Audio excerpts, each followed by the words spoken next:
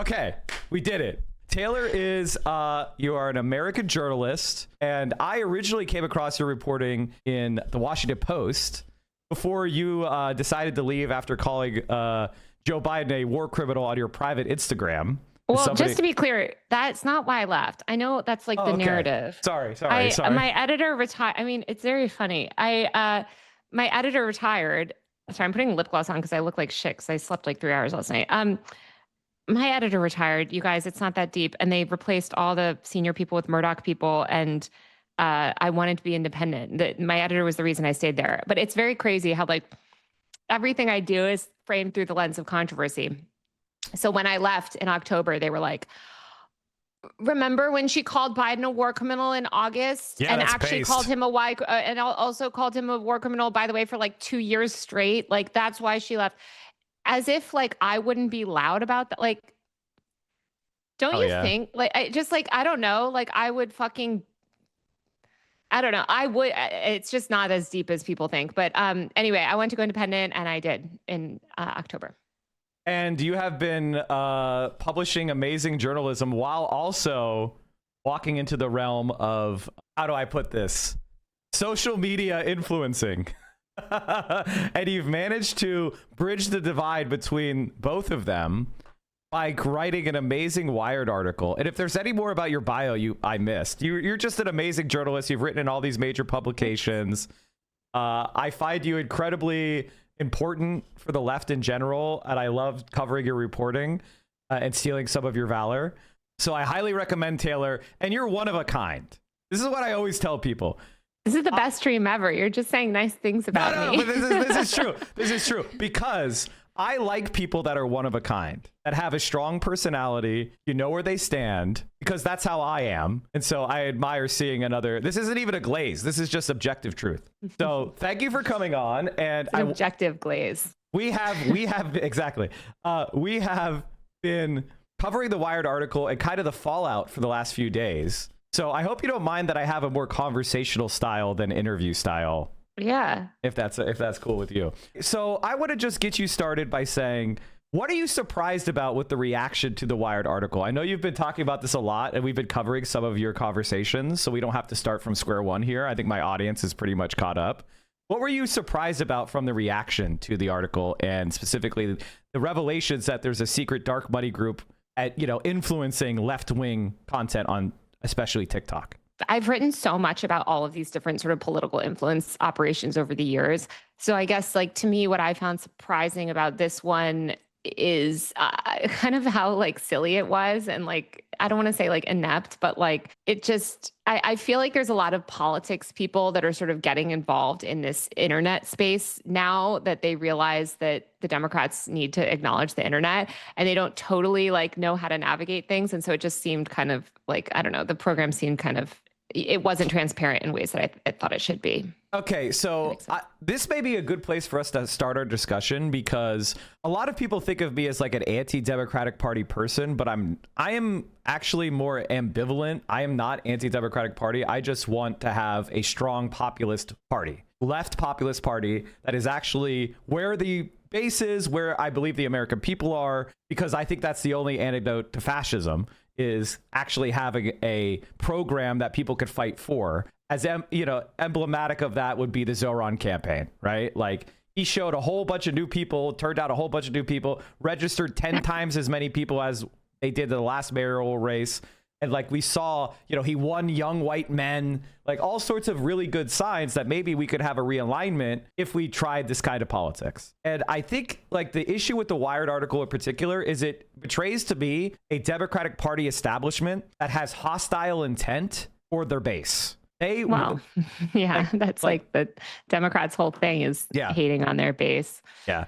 There's an old organizer's axiom, which is that Democrats hate their base and Republicans fear their base. And I feel like this program is a perfect example of that, because they are basically trying to pick influencers who will cotton to the Democratic Party line, no matter what. And they largely use the Gaza genocide as their litmus test. Are you a creator who speaks out regularly on the Gaza genocide? It seems that all the largest creators in this platform, except for one who was added later, seem to have been completely silent on this issue. Well, even after Trump. Let me just sort of clarify like what our story and our reporting go found, ahead, please which do. is that like these are not creators. We're never given like talking points. Like I think a lot of people are like, oh, they're giving, like they're reading from scripts and things like that. We never allege that. We don't even mention Israel and Gaza in the story. I think the question a lot of people are asking is because they're looking at this creators, right? They're looking at all the creators that have come out that are part of this program. And they're like, what do these creators have in common? Well, here's these different commonalities on issues that we're noticing. What I would say, and I know that like, what Chorus's response to that has been is like, well, that's not true. Those weren't our qualifications. Da, da, da. What I would say to them is then release the list. I sound like but like, publish the full roster of content creators on your website. Be transparent about what qualifications were used to evaluate membership in the program. Like if this is untrue, then provide the transparency that shows that. Right now, they're just sort of saying, well, Taylor's a liar and she's a secret MAGA, whatever. It's nonsense.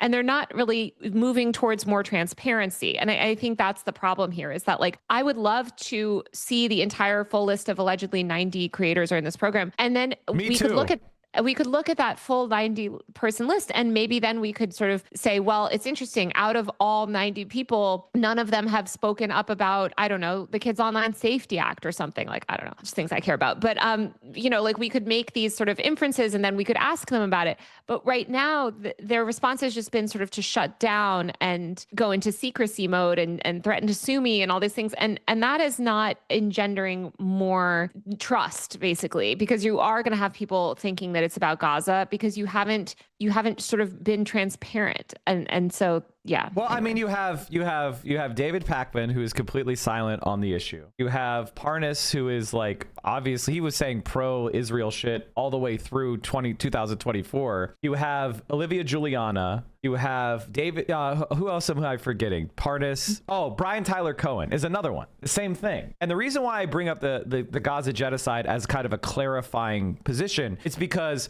7% of the Democratic Party base in recent polling supports Israel. And it's something like 77% want us to stop giving weapons to Israel and to end the war. So as far as like where the party base is, where the voters are on the left, they're completely against what's going on in Gaza. There is a complete moral clarity among Democratic Party voters on this issue. But the establishment, the politicians, Taylor, they're all pro-Israel. And so when you have these influencers that are getting paid dark money, and it all happens to be the ones who don't speak up on this issue where the base is, that seems to be to declare kind of what the purpose of this is, which is to create an echo chamber of party shills and an incentive structure for gatekeeping where, hey, you want to get this money? You want to get interviews with Democratic politicians? You want to have your career supercharged? Well, you better not say anything that is critical of the Democratic Party, especially on hot button issues where the party is out of step with the base. I think, again, we just need to see, they need to be transparent about this. Like they just need to release the full roster so that we can make these informed,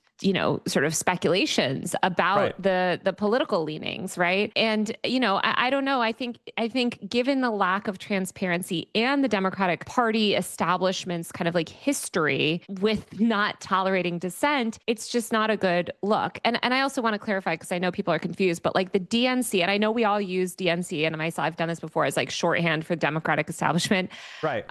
But the DNC itself was not involved in this program. So like I saw Shelby from the DNC like fighting for her life in the comments or on Twitter being like, guys, this is not a DNC program. So I do think that that's important just to note that it's like, it is this liberal Democrat, like dark money fund, but that is different from the actual Democratic National Committee. Yeah. I think they share an ideology. I'm not saying that, but I just want people to know, because I think like the DNC also has their own influencer programs that I've reported on. And so I will continue to report on their influencer programs as well. But like, I just want to just sort of make that distinction clear. No, I think that's one of those distinctions elections, that is important from a lawyerly perspective and from a journalistic perspective because they're trying to be precise. But when we're talking about like actual political reality, these are groups that are working and coordinating, that are aligned. Yeah, no, I'm not. Aligned, right? I wouldn't dispute that. Like these big money donors, the billionaires that are trying to buy these influencers and get them onto the same hymn book,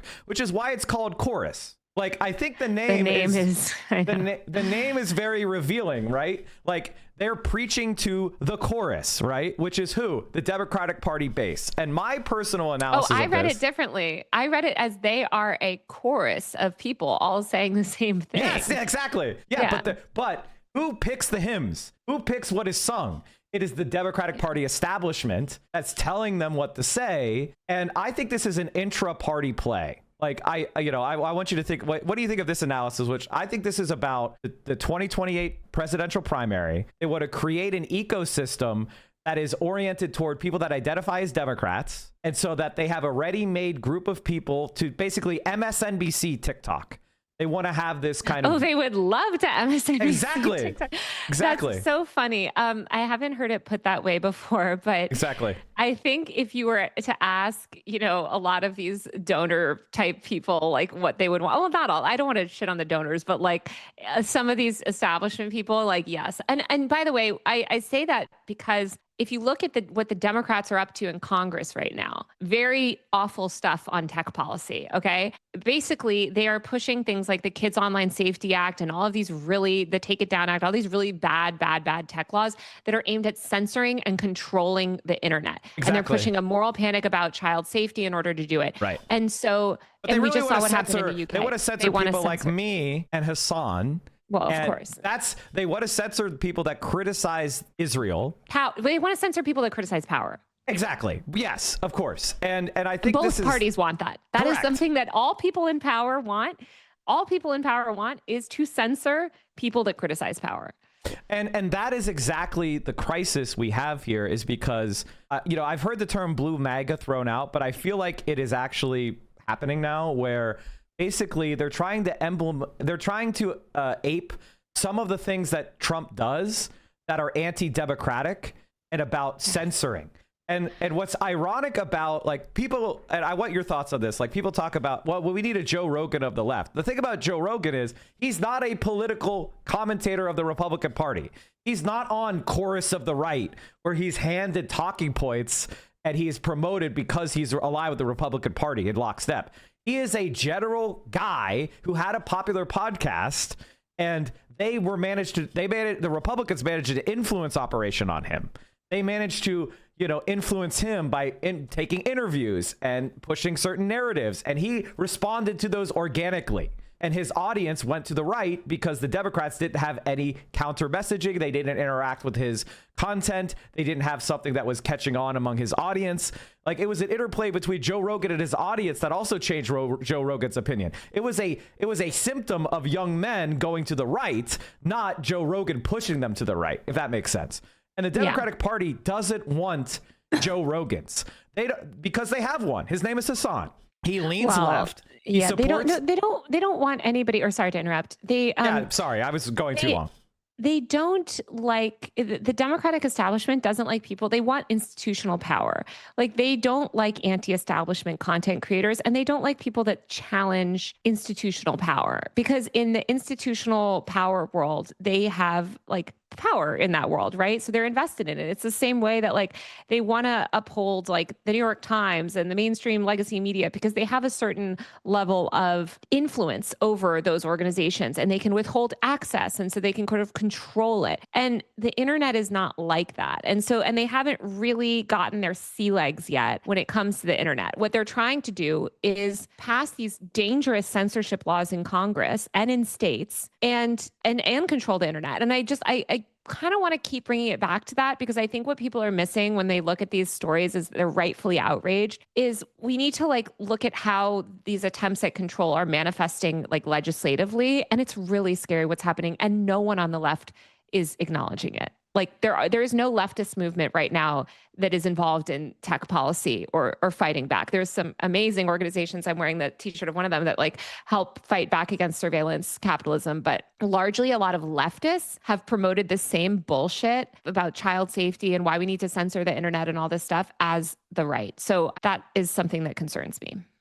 Yeah, I would phrase it a little bit differently, and maybe you see what you think of what I think. But basically, I think the Democratic Party is fundamentally anti-democratic in the sense that democracy is powerful because it is a like wisdom of the crowds, right? You get information from the grassroots and you use that to change policy or you change your advocacy. But the Democratic Party, because of the institutional logics you talked about, don't want to take that feedback because they have money coming in from certain donors. And donors have a certain perspective. And if the grassroots is giving you an opposite perspective and it conflicts with the donors, the institutional logic, especially if you have a job that's funded by the donors, is to shut those people up. And and that's why they're so fundamentally anti-democratic and anti-grassroots and why they create programs like Chorus. I think that, I think just the broader issue with the Democrats over the past few years is that they are just completely beholden to money and institutional power and billionaires. And we shouldn't, billionaires control our political system. We have this like oligarchy and, we need to be fighting that. But instead, they're getting more power. I mean, it's just very frustrating. I'm very frustrated with the Democrats. Well, that's why I would take what you've said on this further, because you're a journalist and you have a moral responsibility and an ethical responsibility to maintain within what you could prove. I'm going to take what you could prove and I'm going to go a little bit further and say these people are actually an active enemy of progress in much the same way as Republicans are, because the billionaires, you mean, or the Democratic the Chorus Party? The Chorus group, the group of Chorus people are bad. I would not. Listen. We can criticize this program, right? I'm not against the concept of even having a program for centrist messaging. It's not messaging I agree with, but there are certain voters undeniably who vote for Democrats that are more centrist. They're constantly catered to. I don't think there's any lack of media speaking to them. It's the entire institutional media system. Still, maybe you want to do a TikTok program that speaks to that, whatever. My issue is the lack of transparency and where the funding is going, where like I see again, and Teddy Schleifer has done a great job at the New York Times reporting on this, but a lot of donor money right now is flooding into the content creator space because they want to replicate the sort of media ecosystem of the mainstream media on the internet. Correct. And that Cable is news. Right. And so I think that's a problem. I think that we should be fighting to protect a free and democratic internet. And I think that also if we want the internet to be used for liberatory purposes, which anyone on the left should want, instead of trying to like fund these stupid programs, we should fight these dangerous tech policies that are going to give the far right a monopoly of like just an enormous amount of power. It's going to entrench their power online forever. If you pass the Kids Online Safety Act, if you pass some of these terrible age verification bills and all this stuff, we will never have a leftist movement on the internet. It doesn't matter how many leftist Joe Rogans you fund, because we will be fundamentally unable to challenge power. We'll have a small consolidation of power among big tech. And I don't know if I'm explaining it well, because I know not as many people are familiar with like sort of tech policy stuff, but like we have to preserve an open and free internet, and we have to fight that through policy and paying a bunch of left, even if they were to give $1 million to Hassan and all these other people. Like the Democrats need to change their policy agenda to be more popular, and they need to go aggressively and protect our civil liberties online. Oh, no, I completely agree with you, because it would be like the Printing Press Registration Act, where anytime you wanted to publish a book, you had to come forward and like prove your identity and have the cops stand next to you as you publish whatever pamphlet. You're going to constrain what is published when you do stuff like that. And that's what they're trying to do. And they're using like all these pretextual excuses like, protect the kids, because it's really about controlling adults. But but they're able to do that because of a moral panic about social media that a lot of leftists have fallen for. And I need everyone on the left to wake the fuck up and realize that you fell for a moral panic. Yes, Facebook and all these companies are doing evil shit. The way to make a better, more competitive ecosystem is to pass comprehensive data privacy reform so that they can't do these manipulative algorithms, give users more control, like enforce or institute policies that that actually mandate more competition and also help foster a less profit-driven internet. But we need to acknowledge that the internet is not destroying the world and melting everyone's brains and all this other conservative propaganda. Yeah, it does a lot of bad shit. But guess what? It's also the reason that we know what's going on in Gaza. It's Correct. also the reason that we're able to speak out. So I just need this like doomer brain, like these leftists to stop like promoting this Jonathan Haidt type bullshit No, where I it's agree like, with you, oh, it's Taylor, on causing this. mental health. Like, thank you, because I know I'm right. But like I know that like tech policy is so low on the list when they're like grabbing people off the street. But if we don't have more left people like getting involved in these fights around tech policy, forget having an independent media ecosystem on the left. We're all going to be deplatformed. So, and we know, look at what's happening in the UK right now. Yeah. So please, like, let's all fight to protect Section 230, fight against these child safety laws, like all of it, fight. Yeah. So anyway, No, I completely agree with you. I think the main difference between you and me on this one thing about the course creators is that like I see them trying to create, as you said before, like that Noam Chomskyan gatekeeping of manufactured consent that existed on cable news and television. Like I do not get invited on television, right? Because of my views.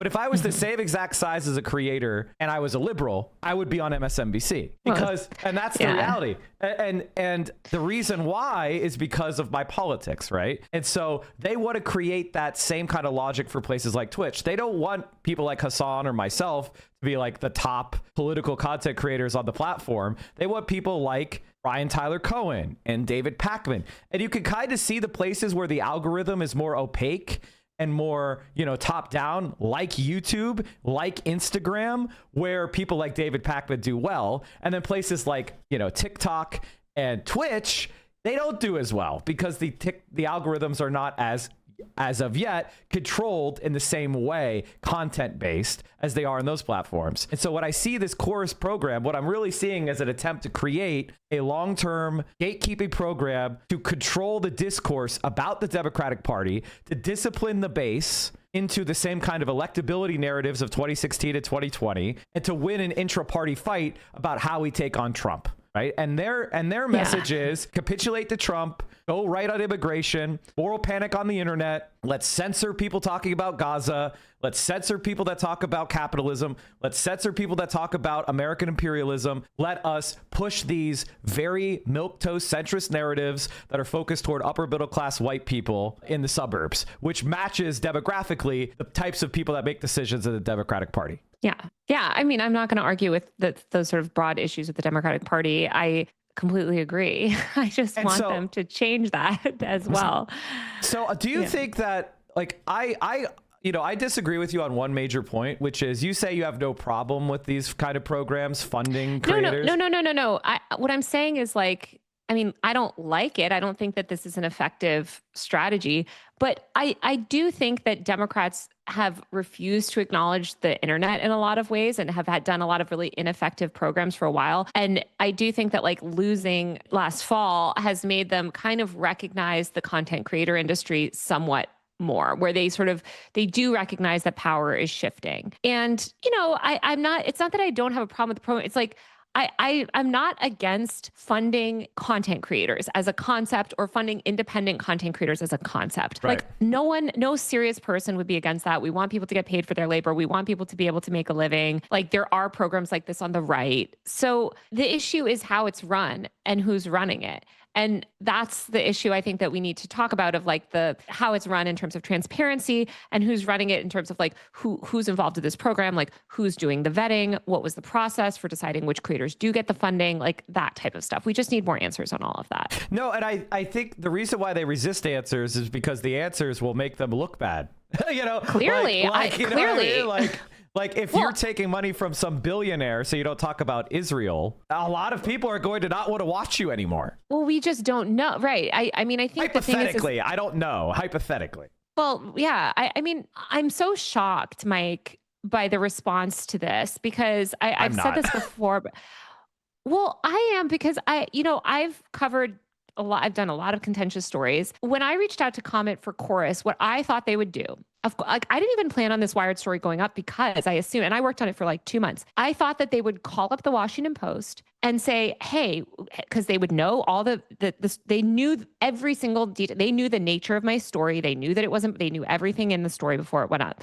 I thought they would call up Washington Post or New York Times, where they got their original profile, and say, hey, we have this exciting new funding initiative for creators. We'd love to announce it with you under embargo. Here, you'll get access to the content creators. We'll tell about it. Yeah, we're being funded by this dark money group, but don't worry about that too much. Here's our exciting new program to fix the left messaging that we're doing. We're paying content creators. And that would have completely killed my story. Like I wouldn't have been able to have then I would have tried, you know what I mean? Like they would have already announced it, would have been public, like whatever. And honestly, it would have been, I would have been annoyed, but right? Like it would have led to transparency. So ultimately it's good. Instead, they've been doing this weird Trump strategy of like refusing to comment until the article goes up. The article comes up and they immediately go to like weird personal attacks and personal conspiracy theories and try to discredit me like as a person. And I just think that is revealing, because the Democrats used to not do stuff like that in the content creator world. I don't know what they were doing in the political world, but like I've covered content creators. I wrote about like Obama's efforts with YouTubers back in the day.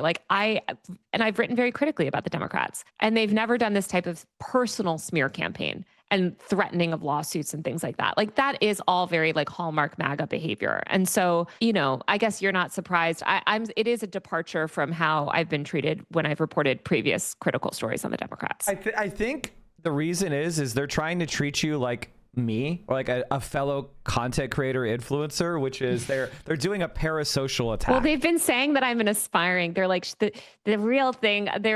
So one of them was on TikTokers, and they say, ooh, like she's just mad because she's not a successful influencer and all she ever wants to be is an influencer. It's very funny because I started as an influencer. Like I started with an online audience. That's how I got into media. I have no background in journalism. I became popular as a blogger. I became popular through Tumblr. Exactly. So it's like very funny because my audience actually pre-exists my journalism, but I don't know what to tell you other than like, no, I did not want to be part of this Democratic program. Like I'm not writing this because I'm angry that I wasn't picked for Chorus. Like I would never even apply to something like this because it would be completely unethical as a journalist. So I would never apply for it because the moment anybody tells me that I have to run shit by some program, I know it's a controlling program. Like honestly, the contract provisions that I've seen are so unacceptable to me that I would never go anywhere near it. The moment they're like, oh, we have I think they mentioned that there was a Chorus policy document.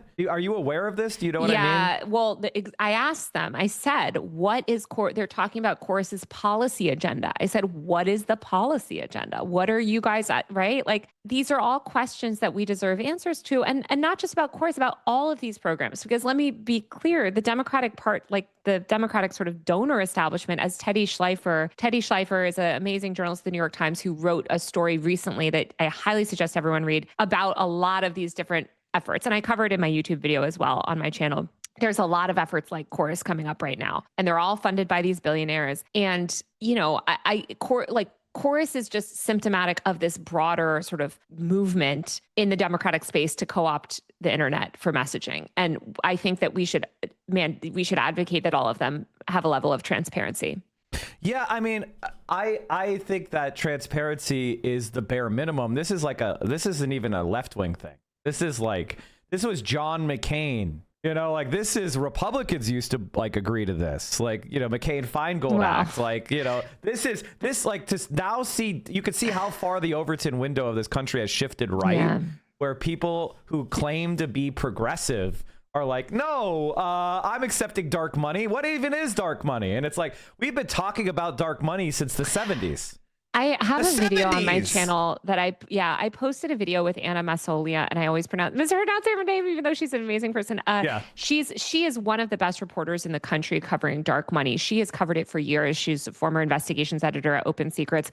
She and I made a video on my channel, which I highly suggest everyone watch. It went up Wednesday, and we break down dark money. And she talks about this Democrat strategy of leveraging dark money, fighting fire with fire. And she talks about how that often works out, aka it doesn't work out very well for them. Yeah, because it's a 75-25 split. You know what I mean? It doesn't work. I encourage people to watch that video on my channel and listen to what Anna has to say and to follow people like Anna online. She's Anna Lecta on Twitter, because like these are the journalists that are doing the hard work. You should tell her to come on this stuff. I'm sure she would love to. Yeah. But you know, these are the journalists doing the hard work covering this stuff, and I think that those are the voices that people should listen to in these conversations, not these like TikTokers that are calling. One of them called the NAACP a dark money group. Okay, she was like, "Oh, it's not a problem to take dark money. The NAACP is dark money." It's like, well, now you're just being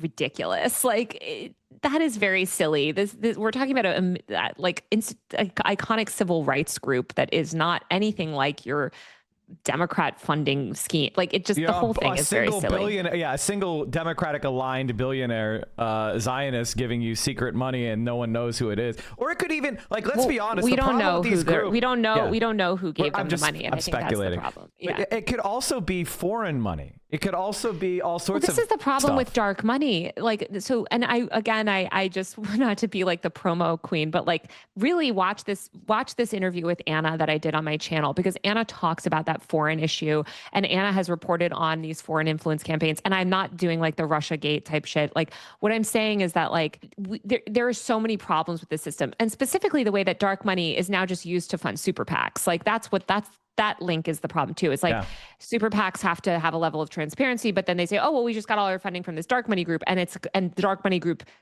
specifically crops up to fund the super PAC. Exactly. And it's just a black box and we have no idea where it goes. And so, and you know, another person I just want to say who's written very well on this issue is Tina Nguyen at The Verge. And she had a piece this week about just like funding on the right versus the left. And she actually herself did like a Koch-backed right-wing media fellowship in college. So she's seen she's seen all this from the inside. I mean, like there's a book by Nancy McLean, who is a history professor at Duke, I believe. She wrote a book called Democracy in Chains, which really talks about the very beginning of these dark money efforts. And as they were a reaction to the student-led movements of the 60s and 70s on Vietnam and other issues, and how, you know, like a lot of the programs and policies that we've seen implemented over the last 25 years are actually focused on containing those spaces, right? Containing universities, containing journalists, containing students and young people. And this is just part of that same process. Like, for example, the idea that we have student loans and high tuition was especially and specifically done by the right in order to put students in debt so they would be worried about getting a job after school because they had all this debt to pay off. Like, this was actually that's the reason we have student debt. The reason we have student debt is because they don't want an educated proletariat. That's what the Republicans literally said. An educated proletariat is dynamite. I think this is a quote from Nixon's advisor. What's his name? God, I'm slipping my mind. But like, this is like like what you're talking about. This is not something that's just being done accidentally because of interests. It is an active program where we have, you know, as I said, Nancy McLean's book on James Buchanan, who was a Nobel Prize winner, and the correspondence he had with various right-wing billionaires, and that's what that book is really about, is talking about it. And you should all check it out. I think that's such a great recommendation. We just need to get billionaire money out of politics. It needs to happen. and that's kind of where I come to it, is the idea that we're going to win because there's a good billionaire out there to counter every bad billionaire. And there are some billionaires who are left leaning. Like, that does exist. I'm not one funds my journalism fellowship. There's like 3 of them, and they give about 1% of the money that the right wingers do. You know, they don't compare it to Elon Musk. They don't compare it to the Mercers. They don't compare it to all these billionaires that hand out, you know, thousands of, I mean, they have endowed chairs at every university for right wing shit. You know, like the amount of money that's on the right will never compare. And exactly. The only way we win is we have people. And what concerns me about this issue, about this story, and why I found it so important, was the idea that Democratic Party voters are being programmed to believe dark money is going to help them win is delusion. It is folly, and it's politically untenable, and it will actually usher in fascism, because we're going to be completely outgunned if the game is who has more billionaire money. Well, yeah, that's why we need to fight billionaires and fight capitalism. And I think that's another thing. Like when you look at these content creators and look at the commonalities between the content creators that have come out that are in the chorus program, I don't see them, and maybe there's one or two, but collectively criticizing capitalism and criticizing like these systems of economic exploitation and stuff like that. And so it's disappointing. Like I wish that we would fund creators that do more of that work and criticize more of the systems. But again, that requires we need transparency around these programs. You know, like as somebody who was randomly picked by luck and good fortune and friends to have a platform that is self-sustaining, right? I only take money from my audience and they get no promises in return. It's purely altruistic. To me, it was surprising how little these people were selling their souls for. What was the smallest creator payment that you saw? $250 apparently was the smallest a month. But what I would say to these people, because some people are like, well, it's only $250 a month. Like, yeah, but like the reason they're participating in it is clearly not money. And people like David Pakman, like they don't need like 50 or whatever, $90,000 a year or whatever it adds up to. I think like those people are participating in it because of the ideological project behind it. I think the younger creator, the smaller creators, the ones that are getting paid less, they're not all younger, are doing it because they want access. And when you look at a lot of these people's profiles, they have the platform that they do because of their access, and they're essentially access people. And so that's what they want, is they want the silly, video that they can make with Chuck Schumer and Hakeem Jeffries. Like that is sort of like what they're trading on. And oh God, this is such a good point. Thank you so much for bringing this up. It was such an error of me not to ask you about it, because that's exactly right. When you look at like Harry Sisson, why the fuck is somebody watching Harry Sisson on TikTok? To be clear, he was not in the program as far as I could see. I see that Harry wasn't, but I'm pretty sure, didn't he get like Barack Obama to come onto his like make TikToks? I mean, look, Harry is an access, like Harry is like, and I like Harry personally, but like Harry exists to like, I mean, Harry's platform, I would say rather, is completely aligned with the centrist Democrat Party. Now, here's the thing. I don't want to drag Harry, because Harry, as far as I can tell, is not involved in this program. So I think we should stick to sort of like the people that are involved in the program. And I think that these programs exist with the access. And if you look at some of the, like, for instance, I pulled up a video on that DNC Folks, it looks like meme, or I say DNC again as like shorthand, but this pro-Democrat meme page that one of them runs, that's the American Girl doll themed, pro-Democrat meme page. She's making these videos that are like, here I am with Chuck Schumer in the office. He's my bestie. Like, we love him. Meanwhile, she's like promoting them, like doing some sort of political activation that Chuck Schumer, if you go to the comments, like ultimately like voted against or something. Like, right. It's just, they're just doing like propaganda for the worst forces in the Democratic Party. And that's what sort of bothers me, is that they're giving these politicians a platform without criticism. For instance, when I had Ro Khanna on I was at the Stop Oligarchy tour or whatever thing here in LA, and we got to interview some content creators. So they let like content creators and journalists interview some of the politicians. The first thing I do is question Ro Khanna on COSA. He has a terrible record on tech. Okay, guys, we all need to push Ro Khanna to like get with the program and stop pushing all of this terrible laws. We need to get he needs to get his shit together on it. But like, I'm going to ask him those hard questions that are not just like, what's your favorite salad? Like how, I don't know, just these stupid things that just like launder these terrible people's reputation. You should challenge them, challenge politicians, challenge people in power. That's the divide. Like, so the access journalism is exactly why, because people have these connections to the Democratic Party that are parasocial. Like, people identify with the party, right? And so when you have a beloved figure like Barack Obama, and he goes onto a platform with some creator, instantaneously, all the people that have some sort of connection or emotional connection to the identity of being a Democrat or Barack Obama are going to flock to that, and they're going to create, and that's a reward, and that will sustain you. And that will grow your platform. So it incentivizes people, from the logic of the algorithm and the parasocial nature of mass media, to create sycophancy, to create bubbles, to create, these spaces where you're paid millions of dollars to kiss Democratic Party ass. And then it creates epistemic closure. And the thing is, we can't win elections just with people who go gaga for Barack Obama. I'm sorry.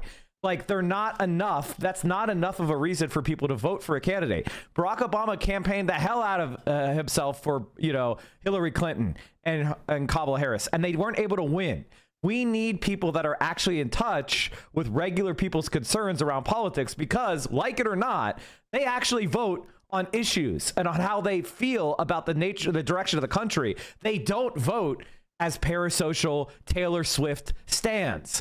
And that's what these accounts are about creating, is profiting from the stan culture of a small minority of the Democratic Party. But that's still millions of people, and that's a lot of money. Yeah, I mean, I just think the whole thing is ineffective at best, and it's just effective for making them rich. It's effective for making these individuals rich. It's effective at making them rich. I mean, like, in terms of, despite what people say, like, I would prefer Democrats to win over Republicans because the Republicans are completely psycho right now and Trump is a fascist. So, like, I would have preferred the Democrats to be in power because they're not going to do as evil things. But in some instances, they will do as evil things. But, I just think that, like, overall, this entire media strategy that the Democratic establishment seems to be running with is not going to work for the internet. And I say that because I hope you're right. Well, it's just not like it's just not going to work. What I do think that they will do is that they recognize this and that they will pass these terrible, terrible tech laws where it won't matter. And they will ultimately control the internet because they've successfully passed censorship laws that give them complete control. And so that's what we should focus on fighting. And I think the one thing that is important to underline, and I hope you don't mind me making this connection, but a lot of these internet censorship and control laws were dead in the water until the genocide in Gaza. Oh yeah, of course. That's what got to the TikTok ban passed. Exactly. 100%. Yeah. So it was. There wasn't this movement until the AIPAC, pro-Israel lobby saw the threat to their position. And exactly. And the anti-LGBTQ movement is tied in with it. Like, let's not forget Marsha Blackburn, which, Richard Blumenthal and Marsha Blackburn, who co-sponsor the Kids Online Safety Act, Marsha Blackburn said we have to pass it to protect kids from the transgender in society. And this bullshit that, these people like Jonathan Haidt, who's now working for the Free Press for Barry Weiss, Jesus of course, Christ. is pushing, which is like, the internet is making all the kids mentally ill and, the internet is destroying everyone's mental health. Like, I think what's destroying people's mental health is, like, first of all, 1 in 6 kids growing up below the poverty line, among many other things, and also witnessing a live streamed genocide that will sort of affect your mental health. Well, also just the destruction of public health, the destruction of third and so places, many of these other things, destruction of unions and solidarity, the destruction of spaces where we can all meet each other, and so many things. I'm not discounting those things, but the point is it is not the internet. And if we do want to crack down on the very predatory behavior that these tech companies are engaged in, stop supporting these stupid laws that don't do that, like the age appropriate design code and all this bullshit. No, pass data privacy, honestly, look at the win that Google just had this week. Look at the win that Google just had this week. They don't have to sell Chrome. They don't have to spin off Android. Like, they can just amass enormous amounts of power unchecked and engage in all of this anti-competitive behavior, and they're never held accountable. Well, actually, you brought up this earlier as an aside, but we didn't go into it, which is, how has the internet censorship laws affected the UK? In particular, it's a fellow English-speaking country. It's very easy for us to go and see how these laws are being written and how they've affected the online space. How have internet censorship laws affected the UK, and how might that transfer over to the US? Yeah, I'm going to pull up my piece for The Guardian. Just Google Taylor Lorenz, The Guardian. It's the first thing that comes up. Okay, I will do that. The UK's Online Safety Act is a license for censorship, is what it's titled. But I'll just read you a little bit the intro of it. I talk about some ridiculous, there's all these ridiculous examples. So over the past 2 weeks, this is right after so they have UCOSA, we have COSA. So same fucking laws written. It's very similar. It reminds me of how they have these sample laws at the state level where they just, which is happening right now. 11 states right now have these age verification laws. And by the way, the school cell phone bans are tied in with all of this. So I don't want to hear people, then I just, guys, we need to protect civil liberties, okay? And the school cell phone ban stuff, I know that it's a very unpopular position to take online, but it is tied up in all of this, and I think we need to talk about that as well. But over the past couple weeks, like after these restrictions rolled out, the UK blocked SpongeBob SquarePants gifs, Spotify. You have to scan your face to listen to Spotify. Information about Joe Biden's police funding plan. Footage of protesters getting assaulted by the police. It censored the post about registering for an up-and-coming leftist political party. Gamers cannot even tweak colors in games such as Minecraft without first importing their ID. Horrifying stuff. We have no free internet. Like, they want to turn the entire internet into basically Netflix, where there's top-down editorial control. And we're seeing the effect of that in the UK, where also people are getting terrorism charges for posting, criticism of Israel and things like that. Well, no, there's a group that they prescribed called Palestine Action, which threw paint. As a terrorist group, yeah. Yeah, they threw paint on a military jet or something, and it caused a minor amount of damage. And then they used that, civil disobedience, low-level vandalism, and they read it the most extreme possible interpretation of an anti-terrorism statute. And then they passed a law in Parliament to prescribe it as a terrorist group. And so if you say, I support Palestine Action in the UK, then you're a terrorist in the UK. They arrest you. Well, we thankfully have the First Amendment, which is one of the best things about America. Well, one of the few good things.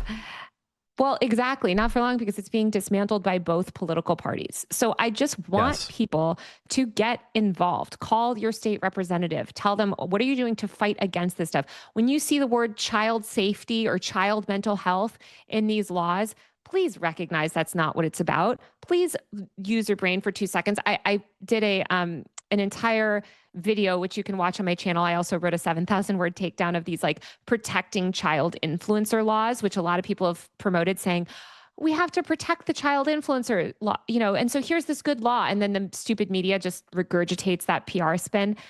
When you actually read these laws, what's in them is quite nefarious, and it's all about censorship and control of speech.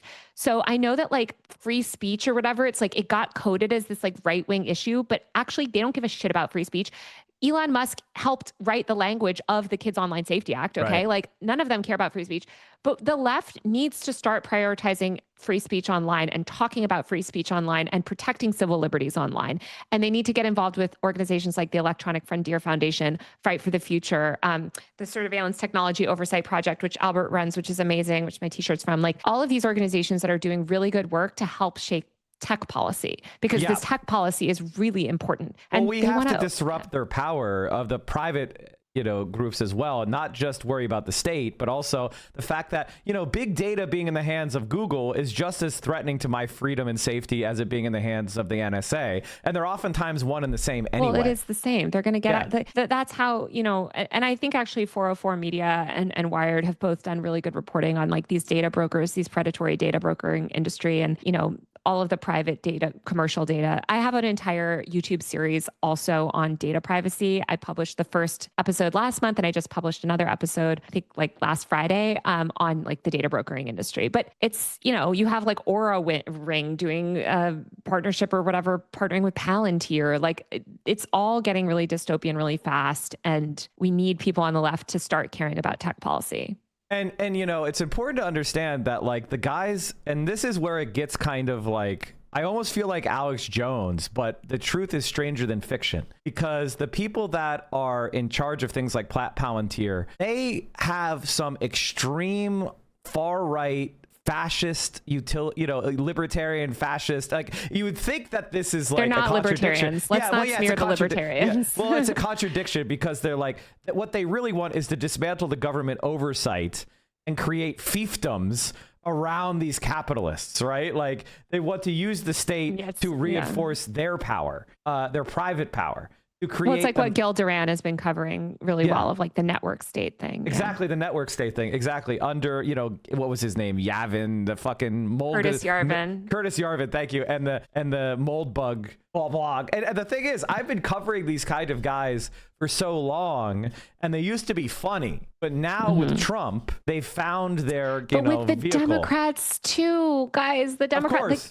They are also like the Democrats and Republicans. There is no daylight between them when it comes to this bullshit child online safety censorship stuff. And that's what we need. Like Gavin Newsom is out promoting things like the age appropriate design code and all this bullshit. Like these are all bad laws that we should challenge. And we need people on the left to get organized and fight against these laws. And it's hard because people are like, it's like they always name them like it's like the Patriot Act, right? Or the America Act. It's like, well, how could you be against the Patriot Act? Like, are you not a patriot? It's like the same thing where it's like, how could you be against the Protecting Children in America Act or whatever? It's like, because that's not what any of this is about. And, we just like, I mean, this is really the consequences of being in the political wilderness, which I feel like a lot of left wingers, I think they're having a little bit of a moment where we don't recognize just how far from power we actually are, how compromised the Democratic Party establishment is, how we have to fight a vicious intra-party struggle over the next 3 years